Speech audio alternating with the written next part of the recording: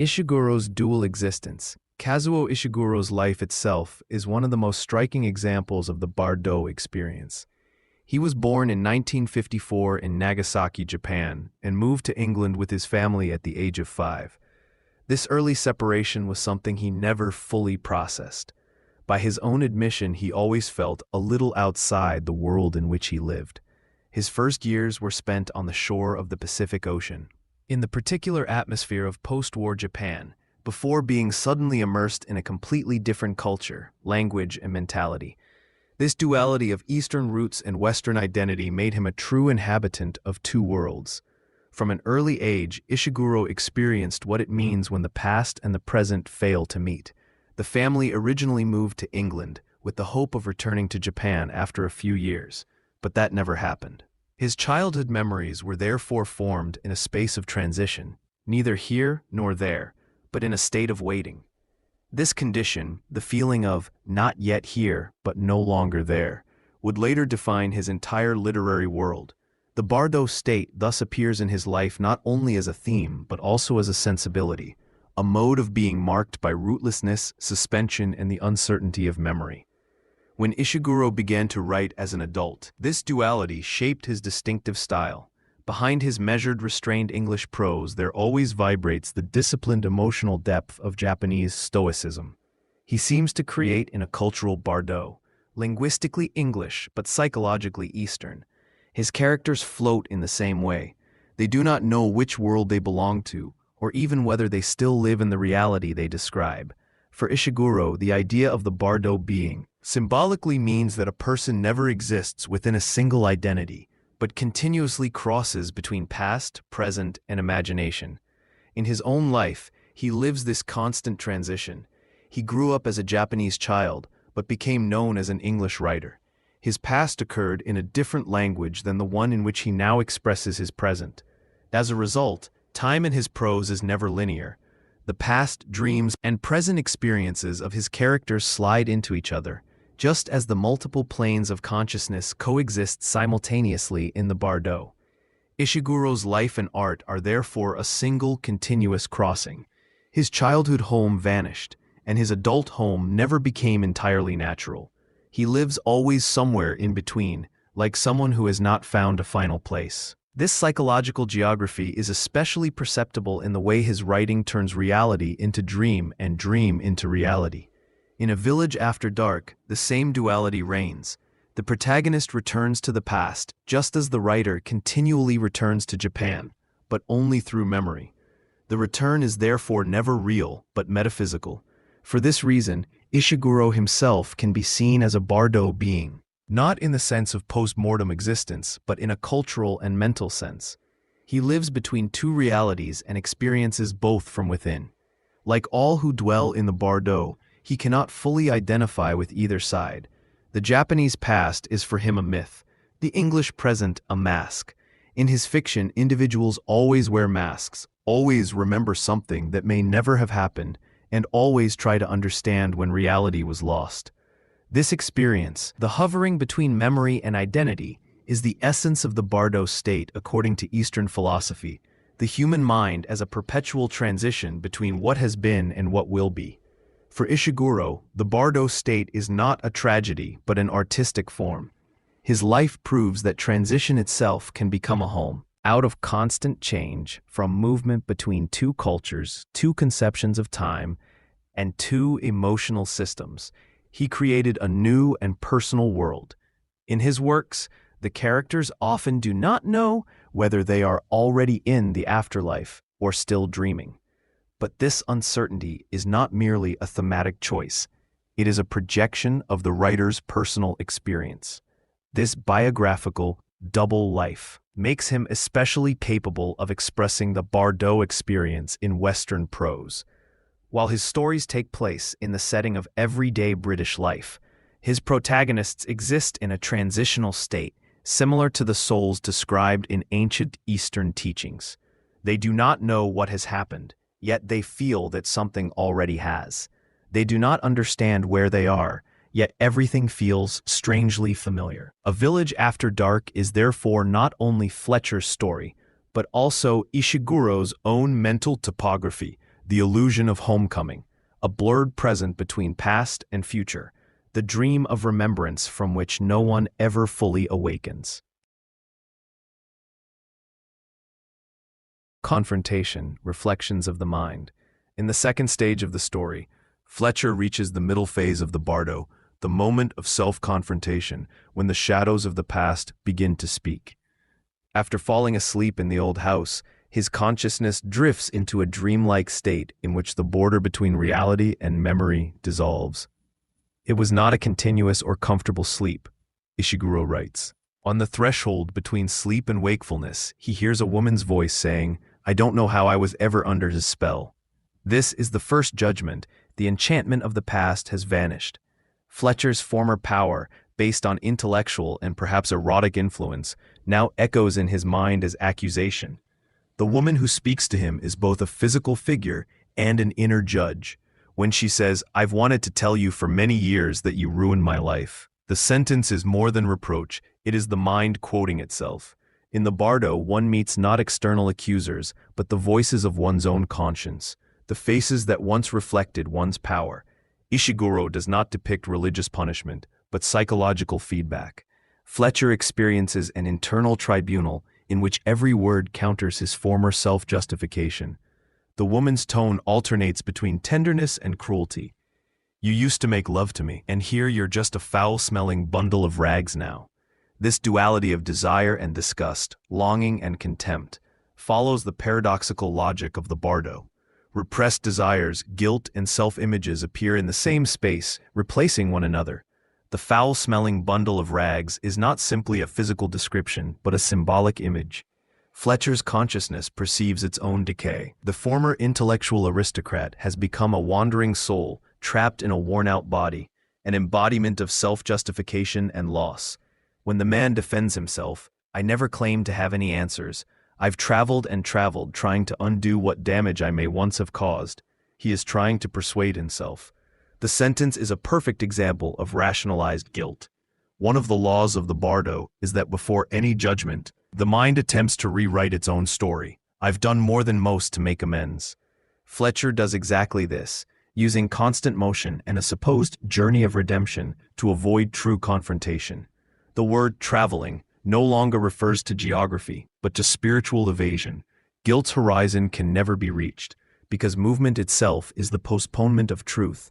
The woman, by contrast, is the karmic mirror. When she momentarily slips back into gentleness, "I used to run my fingers through your hair," and then suddenly strikes him, "She slapped me hard on the forehead." This gesture becomes a perverse parody of purification.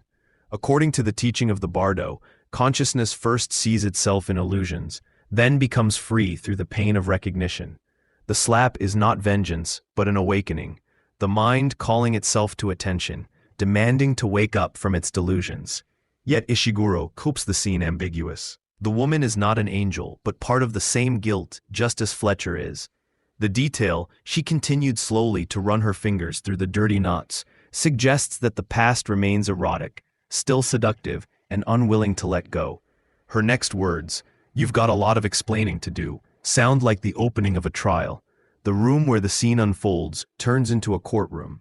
In the background sit the former followers, now silent observers. The four of them proceeded to sit stiffly, not speaking. Their stillness evokes the frozen witnesses of consciousness. In the Bardō, every memory becomes both witness and accuser.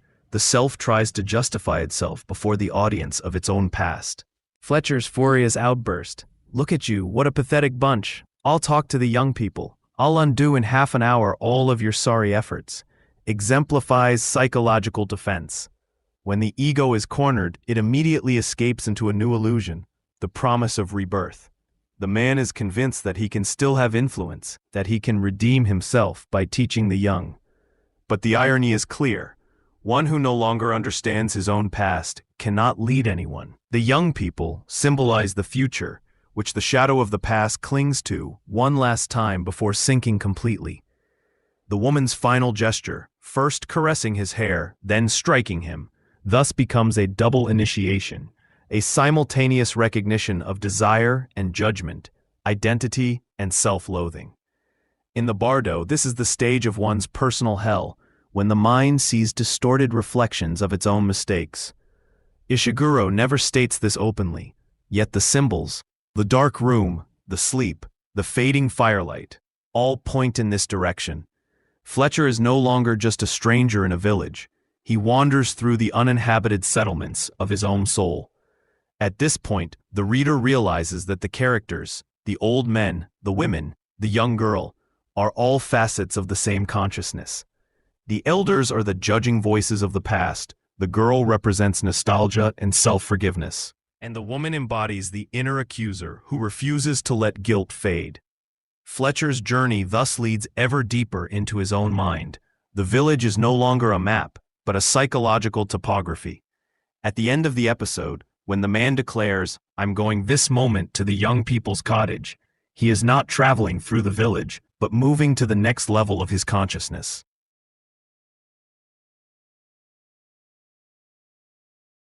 The gate of dissolution and rebirth, the bus's passage. After Fletcher leaves the house, he feels as if he has regained power over his destiny. The anger with which he declares, "I'll talk to them, I'll undo in half an hour all of your sorry efforts," is not mere self-justification but the final flare of consciousness within the Bardō. According to Tibetan teachings, before the soul passes beyond the intermediate state, it once more returns to the illusion of will and action. Fletcher sets out toward the young people's cottage, to teach again, though in reality he is preparing to step into a new existence. The dark, rain-soaked village now becomes the outer edge of the mind.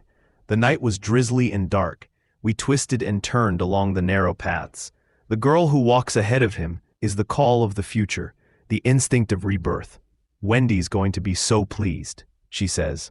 And with these words, nostalgia turns into hope. Fletcher believes that the young people await him to learn from him once again, but in truth, he steps into the illusion of his own renewal. Consciousness is awakening again, but without identity. Then appears Roger Button, a childhood acquaintance. His name, Button, seems like a switch that restarts the cycle of the mind. Roger is one of the earliest figures of the past, recalling the first, childish self. We had not seen each other since we were 10 years old. In the third phase of the Bardō, the soul no longer faces its sins, but the root of its becoming, the primal ego, the origin of desire and control.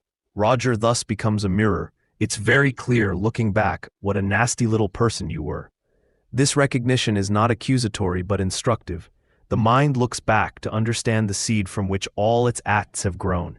As the conversation deepens, the village fades, and the two men reach the edge of a vast grassy field. This field is no longer geographic space but the plane of transition, the zone where consciousness separates from the forms of the old world.